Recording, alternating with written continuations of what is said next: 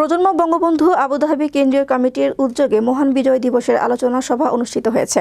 সংযুক্ত আরব আমিরাত প্রতিনিধি মাহবুব সরকার জানান, শনিবার আবুধাবির শিল্পনগরী মুসাফফর 16 সানায়ার গুড ব্রোজান্ডুন রেস্টুরেন্ট আয়োজিত সভায় সংগঠনের সভাপতি এস.এম. রফিকুল ইসলামের সভাপতিত্বে অনুষ্ঠান পরিচালনা করেন ভারপ্রাপ্ত সাধারণ সম্পাদক শেখ সেলিম উদ্দিন। এতে প্রধান অতিথি ছিলেন সংগঠনের উপদেষ্টা পরিষদের অন্যতম সদস্য সাবেক ছাত্রনেতা এস.এম. কামাল হোসেন এবং বিশেষ অতিথি ছিলেন সাবেক ছাত্রনেতা মোহাম্মদ লোকমান এবং সাংবাদিক এম আব্দুল মান্নান প্রমুখ।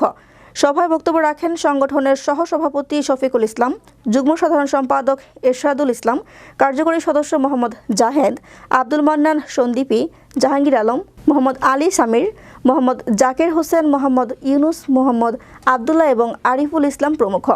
অনুষ্ঠানে নির্বাচনের পরে চট্টগ্রাম মহানগরের অসহায় ছিন্নমূল মানুষদের মাঝে শীত বস্ত্র বিতরণ করার কর্মসূচি গ্রহণ করে সামাজিক ও স্বেচ্ছাসেবী এই সংগঠনটি।